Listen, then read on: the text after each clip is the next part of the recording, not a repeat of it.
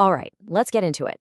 Today, we're going to tackle something really interesting, a framework that doesn't just try to predict the future, it actually tries to map it. Our world feels more chaotic than ever, right? Well, what if we had a new kind of barometer, one built specifically for the wild storms of this information age? That's what we're talking about. This quote, wow, it just hits the nail on the head, doesn't it? Think about it. For the first time in history, the stuff we're reading, the information we're consuming, isn't just, informing us. It's physically changing us. It's affecting our bodies. The digital world has a real biological cost, and you've got to wrap your head around that before you can even begin to figure out how to navigate it. Okay, so where does that leave us? Well, the people behind this CMAC framework say we're living in a very specific and kind of dangerous period. They've got a name for it, Stage 8. So what is Stage 8? It's basically this. The AIs that are supposed to connect us are really just trying to keep us hooked. They're optimizing for engagement. And you know what's super engaging? Stuff that tells you you're right. So we all get locked into these little echo chambers where we trust everyone inside, but we have absolutely zero trust for anyone on the outside. It seems efficient, but it makes the whole system incredibly fragile. It's like we've built a world out of beautiful, separate glass bubbles with no way to get from one to the other. One good shake, and the whole thing could just shatter. And this brings us right back to that cortisol quote we started with. The source material has a name for this phenomenon, the Gaza effect. It's this bizarre crisis where all that digital chaos we see on our screens, stuff happening thousands of miles away, it translates directly into real physical stress in our bodies. It's like a new invisible law of physics for our time. When we can't agree on a shared story anymore, it's not just a social problem, it's a health problem. It has a real cost to our well-being. Okay, so if the old maps don't work anymore, what are we supposed to do? Well, we need a whole new way of predicting things, right? A new kind of compass built for this crazy new world of Stage 8. This slide really shows the whole game-changing idea. The old way of thinking was just asking one simple and maybe even naive question, what's going to happen? But CMAC says, nope, that's the wrong question entirely. Instead, we need to be asking a whole set of smarter questions. Questions like, what futures are even possible? Are we in a calm period or are we on the brink of chaos, what they call a regime? What futures are right next door to us, just a few small steps away? And maybe the most important one of all, where can we actually step in and make a difference? It's a massive shift in thinking. And this is the key. You've got to get this. CMAC isn't trying to be some kind of magic oracle that spits out one single correct answer. It's a future geometry engine. I love that phrase. It's not a crystal ball. Think of it more like a topographic map of the future. It's showing you the shape of what's to come. The mountains, the valleys, the cliffs. It shows you where the stable ground is and where the landslides might happen, so you can figure out the safest path forward. So how does this thing actually work? What are the parts that make this new kind of prediction even possible? Come on, let's pop the hood and take a look inside the engine.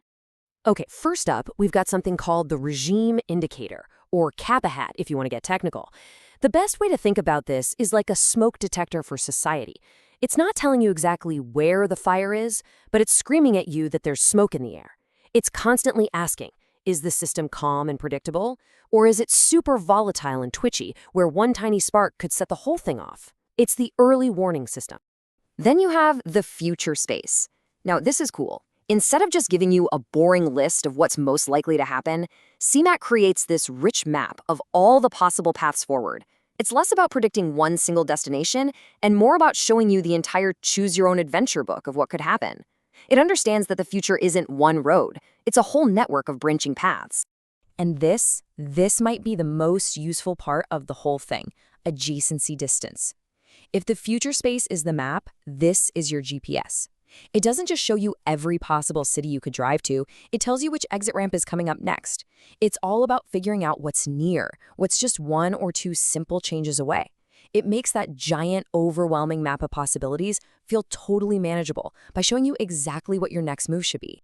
Now, it's really useful to compare CMAC to something powerful that you might have heard of, like Palantir. Think of it this way. Palantir is absolutely brilliant at organizing all the information we have right now, assuming the world is basically stable. But CMAC, it's built for a world that's constantly changing.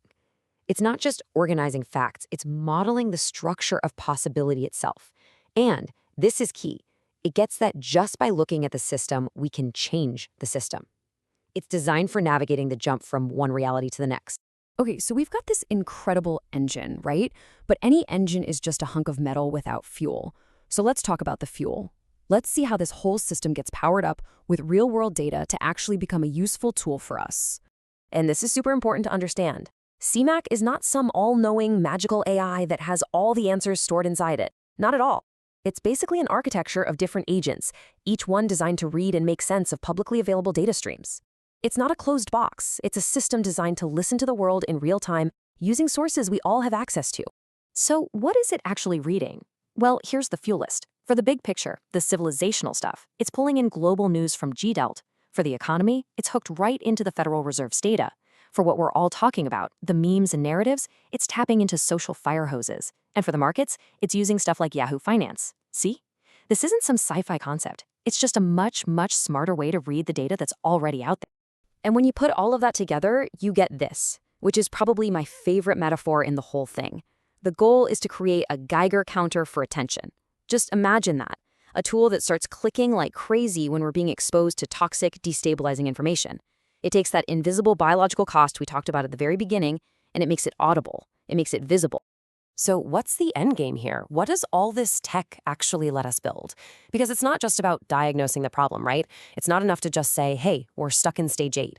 The whole point is to build a bridge, a way out of the trap. The source material actually ran a simulation that gives us this really clear choice between two futures. So in the first scenario, let's call it the stage 8 path, everything is about optimization. Agents just cut ties with each other to save money.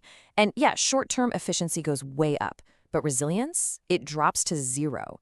The second a shock hits the system, the whole network just collapses. But in the second scenario, the CMAC path, the strategy is resilience. Agents actually spend resources to build new connections. And when that same shock hits, the network holds, it survives. And that leads to this really profound conclusion. In the kind of complex, messy, interconnected world we live in now, generosity isn't just some nice, fluffy ideal. It's a hardcore survival strategy. The math of the simulation proves it. Building bridges, fostering connections, that's what works. Resilience crushes pure, short-sighted optimization every single time. So that leaves us with this one big, provocative question to chew on. Right now, our internet, our entire digital world, pretty much profits from the chaos of stage 8. It makes money from the fighting, the division, the stress. But what if we could flip that? What if we could build an internet that actually profits from sanity, from coherence, from stability? Could we do that? Because that might just be the bridge we need to build to get to a better future. Something to think about.